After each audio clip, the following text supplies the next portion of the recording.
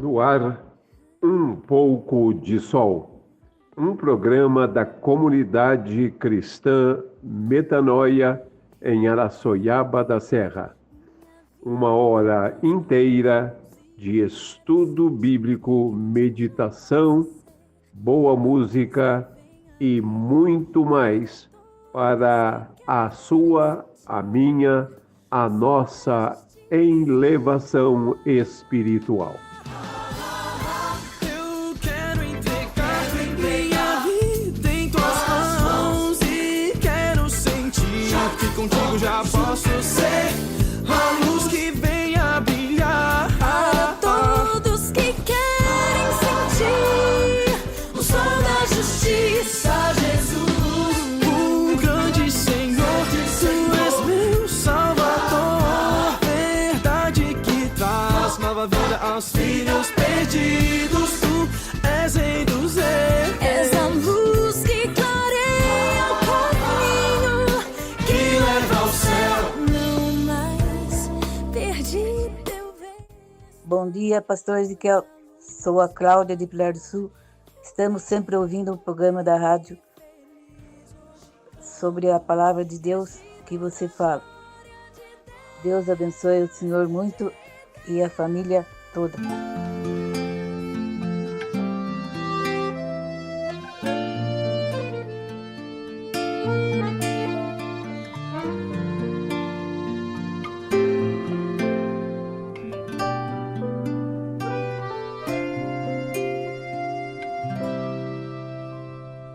Eu e você respondemos ao amor a nós demonstrado, as palavras de carinho, ao abraço afetuoso, gestos comuns entre humanos. Eu e você conhecemos só o amor baseado na troca, que perdura se a resposta aos padrões mais elevados que jamais atingiremos.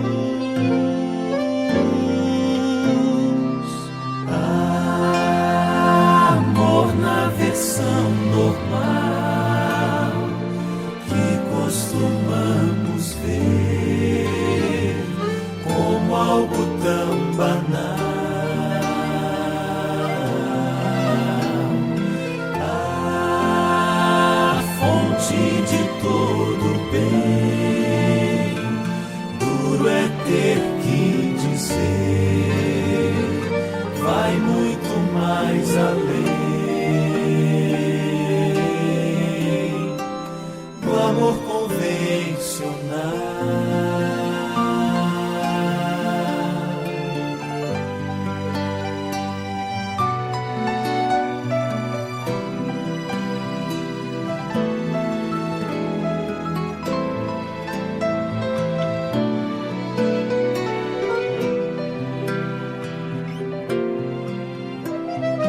Deus lá do céu revelou-se com um amor desmedido, inflamado, cuja chama abraça o mundo, depurando seus desmandos com graça espantosa e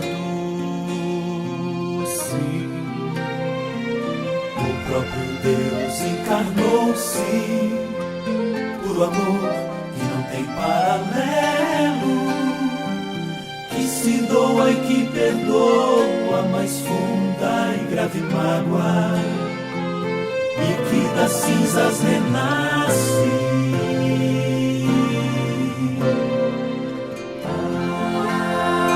Amor incondicional que não podemos ver com olho natural.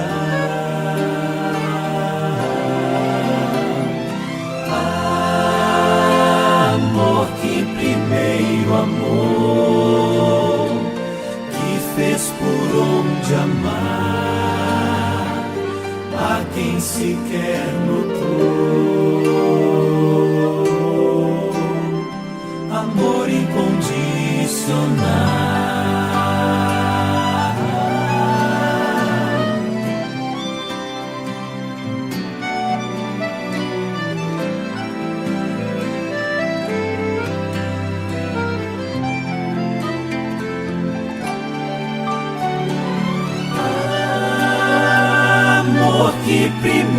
verdadeiro amor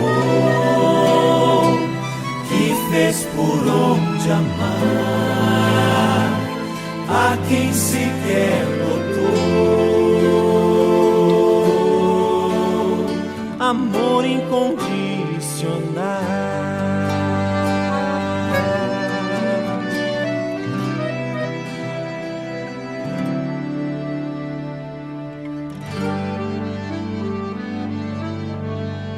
A Bíblia é a palavra de Deus e ela contém a vontade de Deus para a vida diária de todo ser humano. Então pare por alguns instantes aquilo que você está fazendo e vamos juntos meditar naquilo que Deus tem para mim e para você. E que Deus te abençoe. Meus queridos, minhas queridas, todos aqueles que estão ligados com Capela FM nesta manhã de quinta-feira, a coisa que eu sempre enfatizo nas minhas andanças e nos meus estudos é o amor incondicional de Deus. Todos nós temos capacidade de amar, mas este amor humano sempre é um amor limitado a alguns parâmetros que cada um de nós tem. Mas quando eu falo do amor de Deus, eu estou falando de um amor incondicional, um amor sem limites, um amor que extrapola a nossa capacidade de pensar, de sentir e até mesmo de amar. Porque Deus ama a mim, a você, sob qualquer circunstância. Só que a gente não pode deixar de entender também, biblicamente, que embora Deus ame de forma incondicional, Deus é justiça também incondicional. Mas eu quero meditar hoje apenas na questão do amor incondicional de Deus. Se você tiver com a sua Bíblia aí aberta, se não tiver, dá uma corridinha lá na estante, pega, né? Abre a sua Bíblia em Romanos, capítulo 5. Vou repetir, Romanos, capítulo 5, e o verso é o 8. Romanos 5, 8. Veja o que diz a palavra de Deus em Romanos 5, 8. Porém, Deus comprova seu amor para conosco pelo fato de ter Cristo morrido em nosso benefício quando ainda estávamos no pecado. Que coisa fantástica, né? Então vamos refletir um pouquinho sobre este texto, sobre aquilo que ele nos diz, sobre o amor incondicional de Deus. E eu quero começar falando um pouquinho do contexto, aquilo que envolve a produção desta carta pelo apóstolo Paulo, que sem dúvida foi o maior intérprete de Jesus Cristo. A carta de Paulo, escrita para a igreja que estava na cidade de Roma, foi escrita mais ou menos ali por volta do ano 57 do primeiro século, tá? Então, praticamente 30 anos depois da morte de Jesus Cristo. E a igreja de Cristo que estava em Roma era composta tanto de judeus que moravam na Itália, em Roma, e também gentios, ou seja, não judeus convertidos ao cristianismo. Nessa época não era ainda a Igreja Católica, que ela até então ainda não existia na forma oficial como nós conhecemos hoje.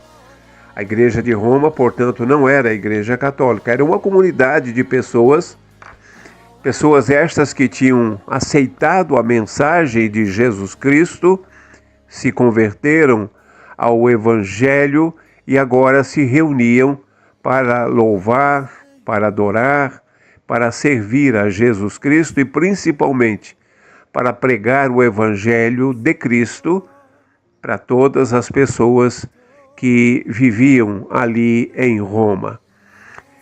E o argumento central de Paulo nos capítulos iniciais 1, 2, 3, 4 de Romanos era o de que todas as pessoas, sem exceção, eram pecadoras e por isso, por serem pecadoras, estavam perdidas e distantes de Deus. Se você tiver com a sua Bíblia aberta aí, você pode ler capítulo 3, 2 capítulos antes, né? Capítulo 3, verso 23. Paulo é bem específico quando ele afirma: porque todos pecaram e destituídos estão da glória de Deus. Paulo vai mostrar também que ninguém pode fazer nada para se salvar. É só você ler com atenção esses capítulos anteriores do capítulo 5 e você vai entender que Paulo está explicando que nada nem ninguém pode fazer qualquer coisa para que eu, você, qualquer pessoa sejamos salvos. E ele vai então explicar que a salvação independe de eu fazer alguma coisa. A salvação é pela fé.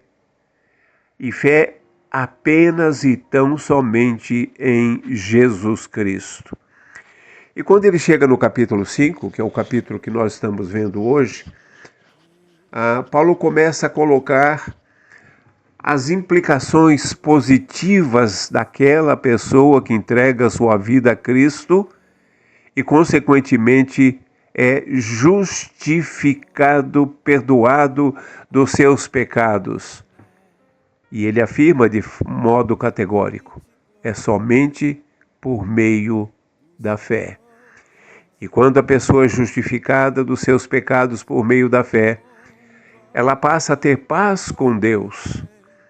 Ela passa a ter acesso a Deus pela graça do próprio Deus. Ele passa a viver uma vida de esperança, a certeza da vida eterna. Inclusive, o verdadeiro propósito, ou melhor, a pessoa vai entender o verdadeiro propósito de algum sofrimento que ela passe aqui na terra.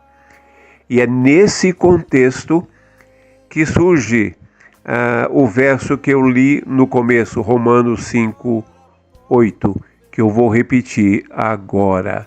Deus comprova seu amor para conosco, para mim, para você, pelo fato de ter Cristo morrido.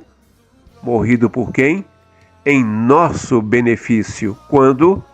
Quando ainda estávamos vivendo no pecado.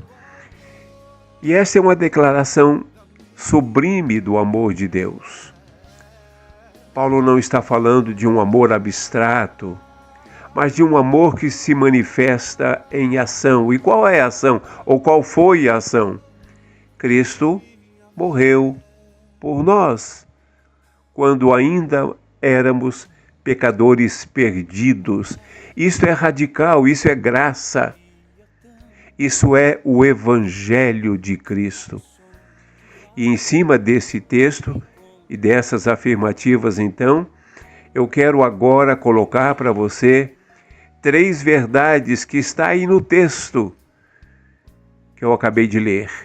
3 verdades que podem transformar a sua vida, como transformou a minha e como tem transformado de milhares de pessoas ao longo do mundo, ao longo dos anos, séculos à parte ou séculos afora, tá? E quais são essas 3 verdades? Primeiro, o amor de Deus não é só de boca, não é só da boca para fora. O que é que o texto está nos dizendo? Deus comprova seu amor para conosco. Pode até ser que você, muitas vezes, se sinta distante de Deus, se sinta indigno, se sinta esquecido de tudo. Sabe por que as pessoas se sentem assim? Sabe por que às vezes você se sente assim? Eu já me senti assim também, muitas vezes. A razão é uma só. Porque somos pecadores. Porque quando ainda estávamos no pecado, sem a graça, sem o perdão de Deus. E o pior de ser pecador é que realmente a pessoa se sente assim, um lixo. E é exatamente por isso que Deus decidiu amar a mim e a você. Ele não espera que você se conserte para te amar. Pelo contrário, Ele te ama muito e com isso espera que você se conserte se achegando a Ele. Ou seja, primeiro se achegue a Ele, que Ele vai te ajudar a se consertar.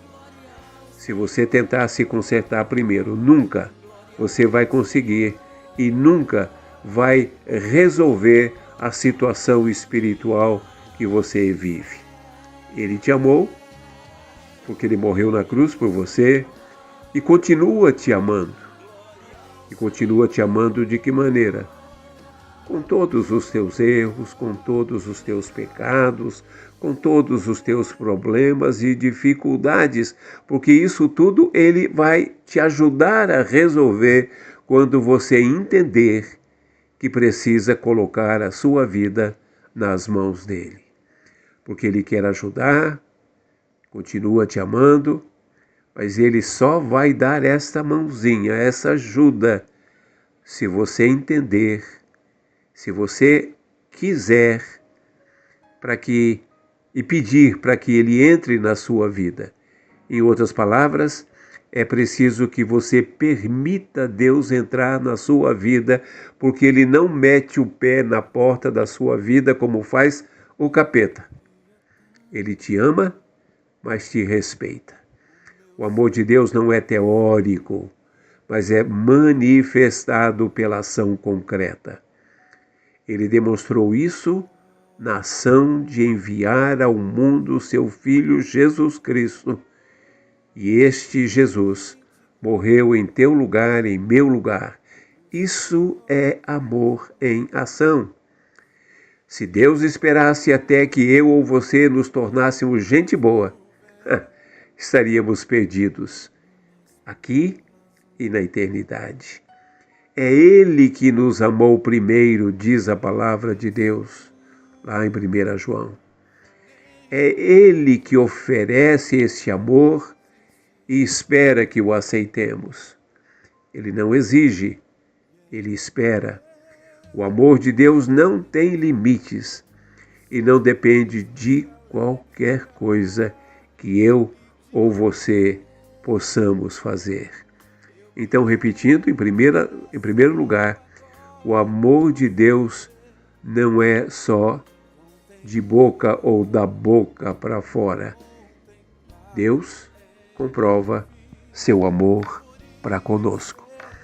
A segunda coisa que o texto nos diz é que o amor de Deus é pessoal. O amor de Deus é por mim, por você. O amor de Deus atinge cada pessoa de forma individual. Quando Deus resolveu amar a mim e a você, isso não foi por um acidente ou sem querer. Foi um plano bem planejado desde a fundação do mundo, conforme a Bíblia nos ensina. E Jesus não veio a este mundo para morrer pela humanidade inteira. Isso seria injusto, porque muitos não querem. Ele veio para morrer por toda e qualquer pessoa dentro da humanidade inteira que aceitasse esse amor e se tornasse servo deste amor divino. Estou querendo dizer é que, apesar de ter morrido por todos, só recebem este amor aqueles que entenderem e pela fé aceitarem a Jesus como Senhor e Salvador. Ele morreu por mim e por você. Ele viu sua dor, sua culpa, seus erros, as minhas também. E ainda assim escolheu se entregar. A morte de Cristo foi a parte principal do plano de Deus para nos salvar. Foi exatamente isso que Paulo afirmou lá em 2 Coríntios capítulo 5, verso 21, quando ele diz: aquele que não conheceu o pecado, ou seja, Jesus Cristo, ele o fez pecado por nós, para que nele fôssemos feitos justiça de Deus. Jesus, que era sem pecado, tomou sobre si os nossos pecados para que pudéssemos ser reconciliados com Deus. Esta troca divina é a expressão máxima do amor e da graça de Deus. Jesus pagou o preço que não podíamos pagar para nos dar a vida que não merecíamos. Esta verdade deve nos encher de gratidão, de amor a Deus e nos motivar a entregar nossa vida nas mãos dele e viver de maneira que honre o sacrifício de Jesus Cristo. E a terceira e última coisa é: o amor de Deus exige resposta. Você conhece alguém que diz amar outra pessoa e depois cobra essa pessoa por isso? O mundo está cheio de gente assim. Deus não. O amor dele é um presente. Se alguém me oferece um presente, ele só será meu quando eu aceitar. Do contrário, o presente nunca será meu. Da mesma forma, o amor comprovado de Deus só será meu o dia que eu aceitar este presente chamado Jesus Cristo. Se você ou qualquer pessoa continuar vivendo como se nada tivesse acontecido e não quiser receber este amor, Jesus nunca será seu. O presente já veio, já foi entregue numa cruz, porém só vai pertencer a você, a mim ou a qualquer pessoa se ele for recebido. A salvação está totalmente disponível, porém é preciso que seja recebida. De que forma? Abrindo a mente, abrindo o coração e dizendo a Jesus: Senhor, Tu és o meu presente, eu te aceito como Salvador e Senhor. Salva-me, porque eu sou um miserável pecador. Diante de tamanha demonstração de amor, qual deve ser a resposta minha, sua ou nossa? Lá em 1 João, na Bíblia, capítulo 4, verso 19, nós lemos: nós amamos porque Ele nos amou primeiro. Nossa resposta deve ser amar a Deus e aos outros com o mesmo amor incondicional que recebemos dele.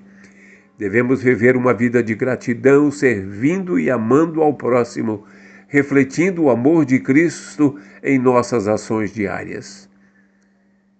Para encerrar, imagine esta cena. Você se afunda, por exemplo, no mar e desmaia.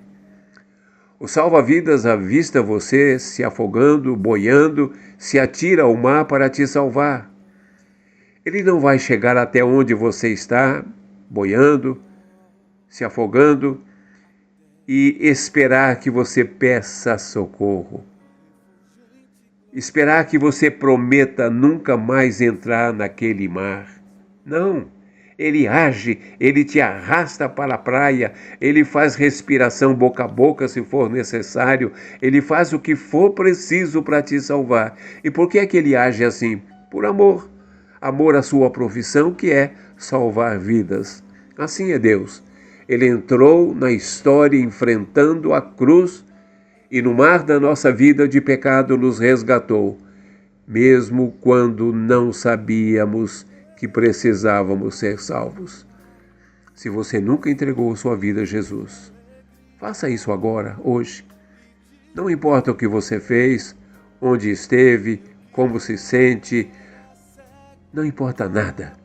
O amor de Deus é muito maior que a sua culpa. Ele está te chamando. Você pode dizer sim agora mesmo, ou ficar sem este amor por toda esta vida e também por toda a eternidade. Tome esta decisão agora. Anote aí meu telefone, eu posso ajudar você é meu WhatsApp. Coloque ali sua necessidade. Diga para mim como eu posso te ajudar e nós vamos juntos buscar a Deus e você pode então entregar a sua vida a Ele. Meu telefone é 15 991 34 6370. Que Deus te abençoe poderosamente.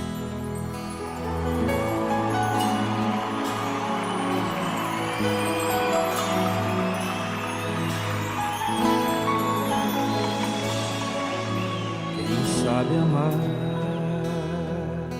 e se entregar sem exigir amado ser também. Conheço alguém que amou assim e tudo isso fez por mim. O amor maior que conheci, que vai durar pra sempre, que me envolveu, que me conquistou, o amor sublime de Jesus. Passe o tempo que passar, ninguém jamais saberá se teve amor, se não se envolver no amor verdadeiro e puro amor de Deus. Não terá amor é viver sem vida, buscando achar uma luz perdida,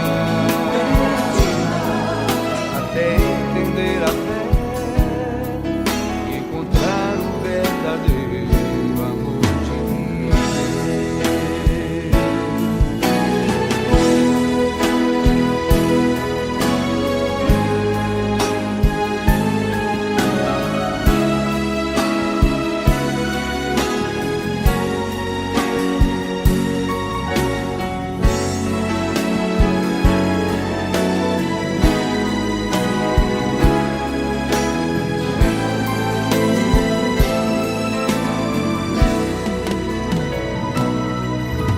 o amor maior que conheci, que vai durar pra sempre, que me envolveu, que me conquistou, o amor sublime de Jesus. Passe o tempo que passar, ninguém jamais saberá se teve amor, se não se envolver no amor verdadeiro e puro amor de Deus. Não terá amor é viver sem vida,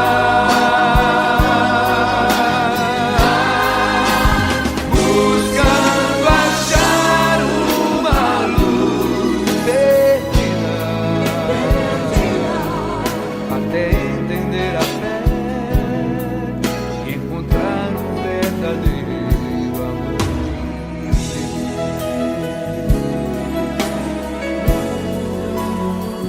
Amor de Deus,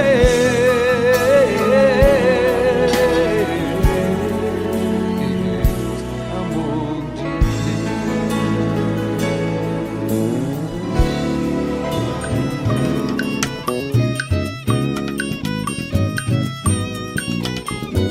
Todo mundo tem dúvidas sobre algum texto ou assunto da Bíblia.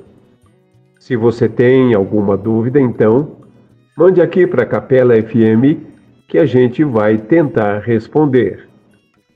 Qual é a pergunta de hoje? Então chegamos nesse momento que eu gosto bastante. Qual é? Você pergunta. Ah, tá. Então pergunte. Muitas inquietações, né? Às vezes parece que na Bíblia há contrassensos, enfim. Sobre Jesus ser Deus e ser homem. Afinal, ele é Deus ou homem? Parece que a Bíblia às vezes diz que ele é as duas coisas, enfim. Isso seria possível? Você quer confusão, né? Não, eu só quero que você desenhe. Sua resposta às vezes pode não dar certo, então desenha pra mim. Vamos lá, vamos tentar pelo menos, né? Então tá bom. Ok. A questão toda é: Jesus é Deus? Ou Jesus é homem? Ou ele é as duas coisas? E se ele é as duas coisas, como isso é possível? Aparentemente isso é um contrassenso, né? Então vamos tentar esclarecer isso da melhor maneira possível. Eu quero lembrar que essa é uma doutrina bíblica de ensinamentos fantásticos. Talvez um dos assuntos mais profundos da Bíblia, né? Eu diria que é muito assunto para um programa só. Esse tema merece um livro. Só sobre isso eu já escrevi de uma vez mais de quase 200 páginas, né? Então realmente merece um livro. Eu vou tentar simplificar e ser objetivo na resposta. Eu quero começar dizendo que você precisa conhecer duas frases que não existem na Bíblia, mas que os teólogos cristãos, quando eu falo cristãos, estou falando de evangélicos e católicos, usam para tentar explicar algo que é tão complexo que é essa questão de Jesus ser Deus e homem. Então, a teologia usa duas expressões. Uma é união teantrópica de Cristo. A outra é união hipostática de Cristo. Não se preocupe com essas duas frases não, tá? E nem quero que você decore. Isso é pra gente meio maluca como a gente, né? Vou explicar, ou tentar explicar o sentido delas de uma forma direta e simples, tá bom? Então vamos lá. Para que Jesus se tornasse o Salvador da humanidade, ele obrigatoriamente precisava ser totalmente Deus e totalmente homem. Porque para que eu salve, ou para que ele pudesse salvar alguém, ele precisava ter o poder de Deus. Mas ele também teria que representar os homens pecadores. E para isso, não cometer nenhum pecado. Em outras palavras, a minha e a tua salvação só é possível porque Jesus Cristo é totalmente Deus e totalmente homem. Isso significa que ele tem a essência das duas naturezas em si mesmo. Jesus é a combinação perfeita de Deus e de homem. São duas essências em uma só pessoa. E é isso que a teologia chama daqueles dois palavrões que eu já falei lá no início, né? A união hipostática e a união teantrópica. A hipostática diz respeito às duas naturezas unidas em uma só pessoa. E a teantropia é a combinação perfeita dessas duas naturezas. E eu não vou entrar na profundidade disso aqui. Basta explicar o sentido da pergunta feita sobre ser Jesus, Deus e homem ao mesmo tempo e de forma independente. Então vamos lá. Primeiro, Jesus é verdadeiro homem. Ele veio a este mundo como homem, ou seja, como cada um de nós. Como eu, como você. Qual a diferença? A única diferença dele para mim e para nós é que ele foi um homem perfeito, ou seja, ele nunca pecou e foi o único que cumpriu toda a lei e os profetas. Então, ele foi a representação perfeita de um homem perfeito, único. A Bíblia diz que ele veio como sendo o segundo Adão. Está lá em Romanos 5, verso 12 a 19. E o que significa ele, Jesus, ser o segundo Adão? De uma forma bem simples. Cristo é chamado de segundo Adão porque ele veio para desfazer os efeitos do pecado introduzido pelo primeiro Adão, oferecendo obediência, justiça, vida, onde antes havia desobediência, condenação e morte. O primeiro Adão errou, o segundo consertou. Como é que ele fez isso? Vivendo uma vida sem pecado, mesmo passando por todas as tentações que todo ser humano passa.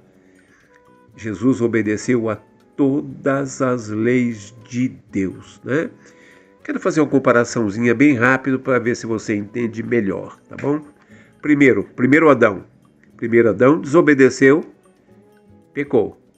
O segundo Adão, que é Cristo, obedeceu em tudo, sempre e jamais pecou.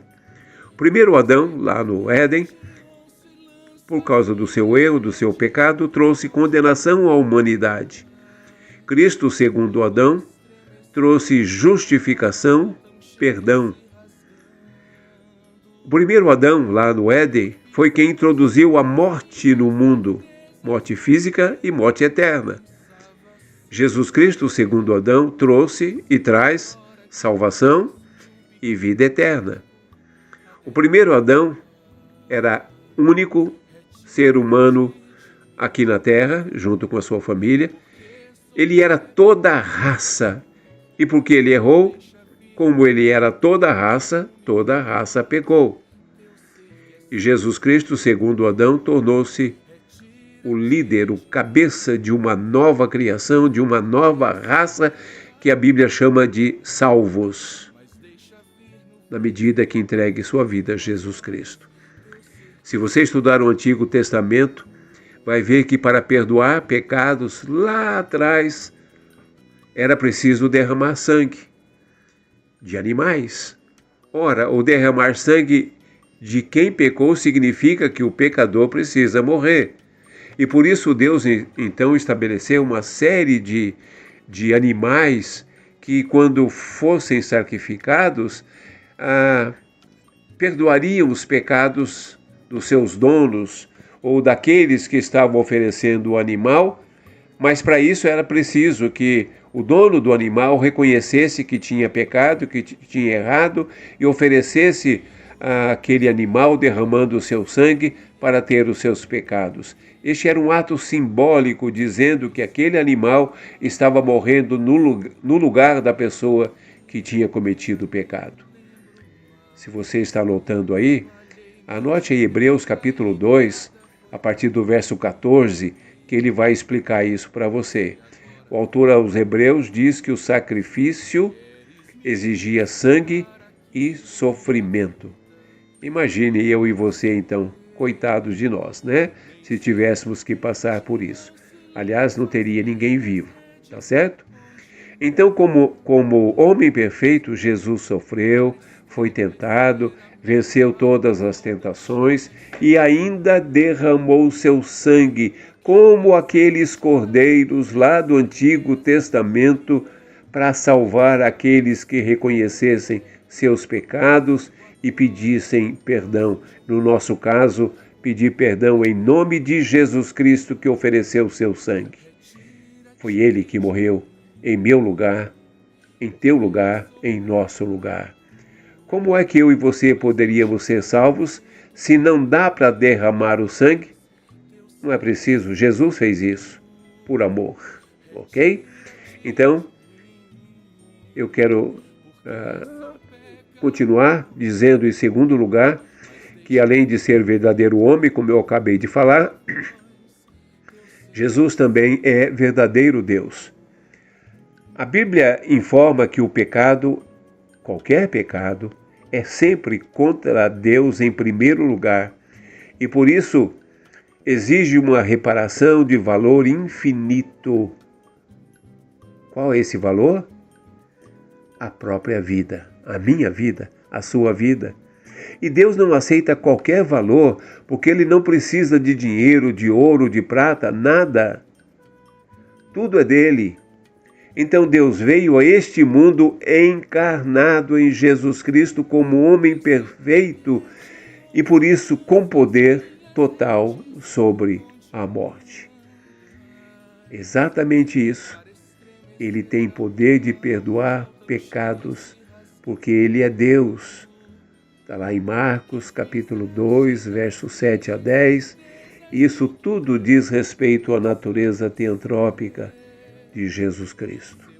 Então, Jesus é verdadeiramente Deus. Duas naturezas, uma pessoa. Jesus não é metade Deus e metade homem. Ele é 100% Deus e 100% homem. Eu sei que isso é meio difícil para a gente entender, né? Mas a Bíblia diz que essas duas naturezas estão unidas, porém não se confundem, não se separam, não tem qualquer tipo de mudança. Tudo que Jesus fez, ou seja, Ele sofreu, morreu, ressuscitou, foi feito por uma só pessoa, Cristo, o homem perfeito, o Deus soberano. Perfeito, porém, de alguma forma humano, e por ser humano e sem pecado, é que pôde morrer e derramar o seu sangue. E por ser Deus também teve, tem e terá sempre o poder de perdoar pecados e de salvar e de levar para a eternidade com Ele. Assim, por essa natureza, é que Ele é mediador entre Deus e os homens. Jesus foi o único e é o único ser teantrópico, ou seja, Ele é o Deus que se fez homem. Por isso, Ele é o único que pode unir Deus e os homens. Ele é a única ponte entre Deus e os homens. Aliás, lá em 1 Timóteo 2,5, o apóstolo vai dizer que há um só Deus e um só mediador, uma só ponte entre Deus e os homens. E ele diz que esta ponte é Jesus Cristo, homem, aquele que morreu por mim, como homem, sendo Deus também. O que ele fez na cruz foi totalmente eficiente, de forma eterna e completamente eficaz. Por quê? Porque vem de Deus e é substitutiva, porque foi feito por um homem perfeito, Jesus Cristo. Então ele é Deus e é homem. A união da divindade e humanidade de Cristo numa só pessoa faz com que todos nós tenhamos a necessidade do mesmo Salvador. Como isso é glorioso, né? Não é preciso apelar para nada nem para ninguém, porque ninguém tem poder de salvar você. Porque Jesus é Deus, Ele é onipotente e jamais poderá ser derrotado. Ele é Deus, sendo, portanto, o único Salvador adequado. Porque Ele é Deus, os crentes estão seguros de que jamais perecerão.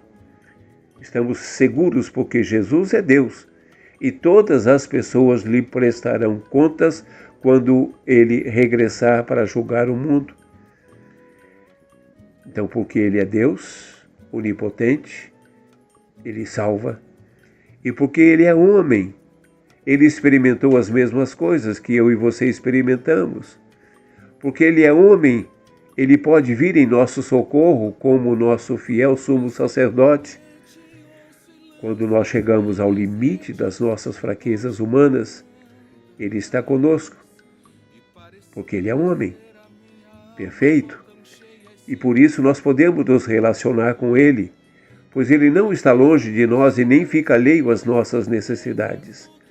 Porque Ele é homem, não podemos nos queixar de que Deus não conhece os problemas pelos quais estamos passando.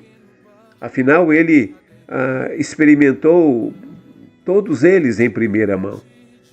E aqui nós temos dois mistérios pelo preço de um: a pluralidade de pessoas na unidade de Deus e a união de Deus com a humanidade na pessoa de Jesus Cristo. Você entendeu? Se você quer mais detalhes, pergunte. Mande a pergunta aí para a rádio, para o seu Antônio, que a gente vai tentar responder de uma forma melhor, se é que isso é possível.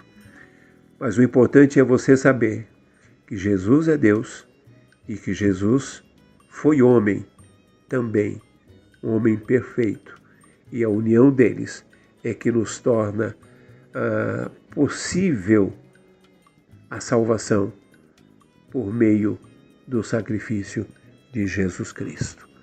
Que Ele nos abençoe, que Ele nos ajude a entender e colocar nossa vida na mão daquele que é o único Deus e é o único Salvador em quem podemos confiar. Que Deus te abençoe.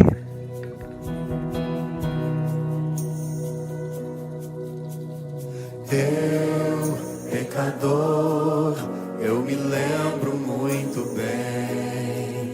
Era só e vazio, sem motivo pra viver.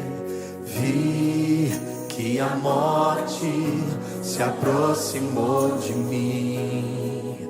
O abismo era profundo, mas ele me alcançou.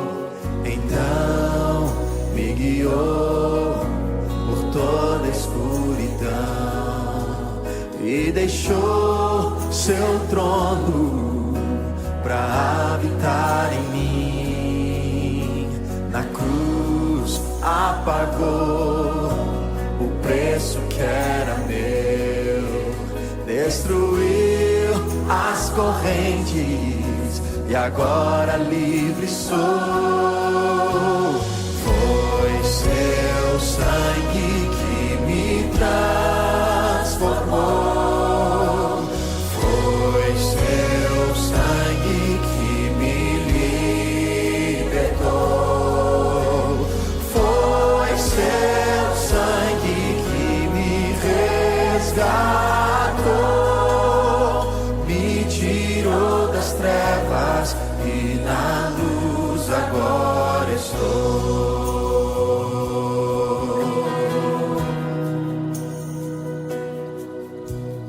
Deu sua vida e morreu em meu lugar. Ao terceiro dia, meu Jesus ressuscitou. Seu amor me comprou e agora sou feliz, pois eu fui transformado pelo sangue que verteu. Foi seu sangue que me transformou. Foi seu sangue que me libertou. Foi seu sangue que me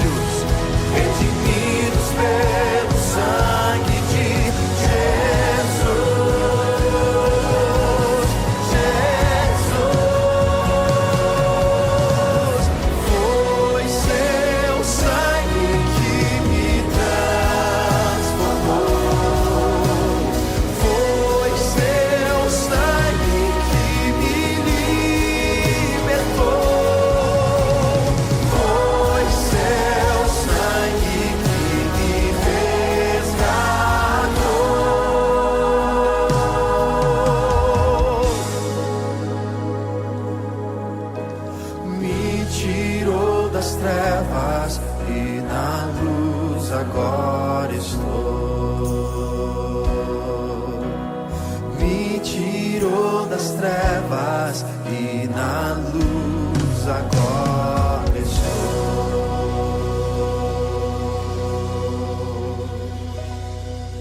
Bom dia, pastor Ezequiel, tudo bem com você e sua família? Eu tô bem, o Pedro tá bem. Deus que abençoe muito pelas orações, pastor Ezequiel, por lembrar de mim com o Pedro. O Pedro tá bom, o Pedro tá ótimo, o Pedro já tá andando sem a bengala. Já tá ótimo. E eu agradeço muito de coração por suas orações. Deus que abençoe você, pastor, e sua família. Desejar um ótimo dia. Fica com Deus, tudo de bom. Deus que abençoe muito.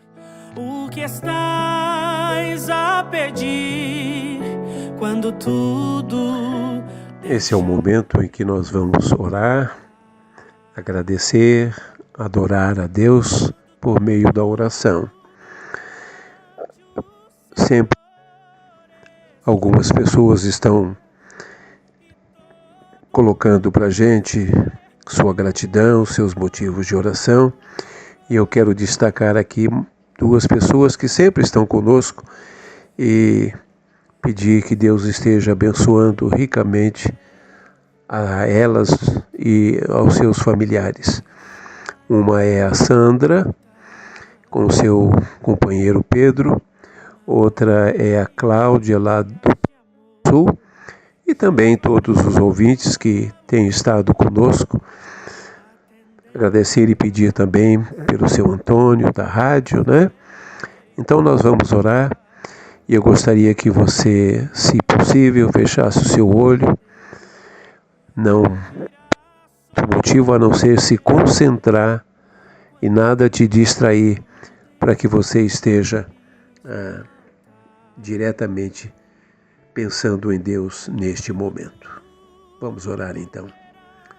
Pai amado, Deus santo e soberano, receba a nossa adoração. Tu és o único Deus.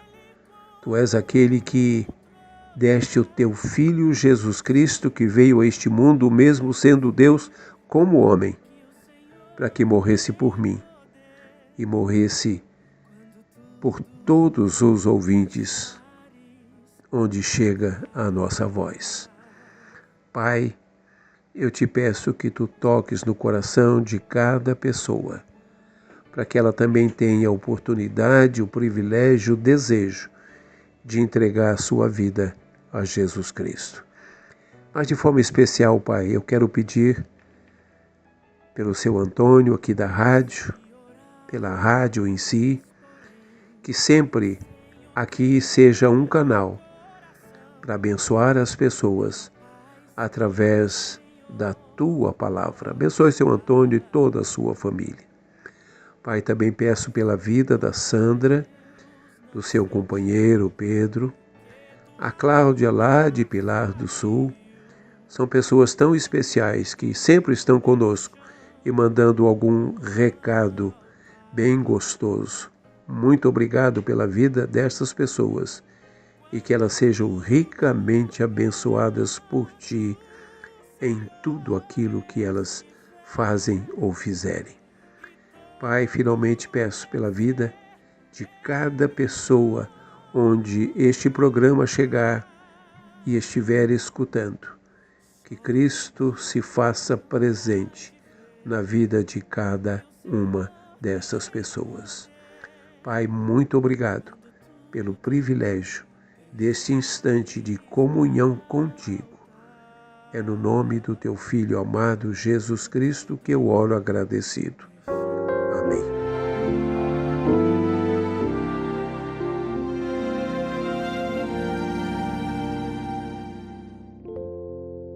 Jesus loves me, this I know, for the Bible tells me so.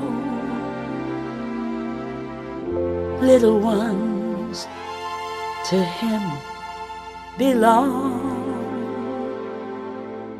for they are weak but He is strong. Yes, Jesus loves me. Yes, Jesus loves me.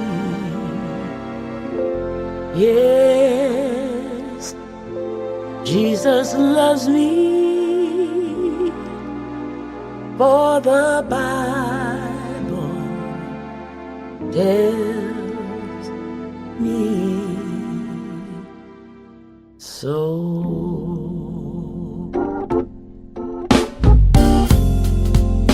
Jesus loves me. He will stay close beside me all the way. He's prepared a home for me, and someday, yes, someday, His face I'll see. Yes, Jesus loves me. Yes, Jesus loves me. Yes, Jesus loves me. For the Bible tells me so.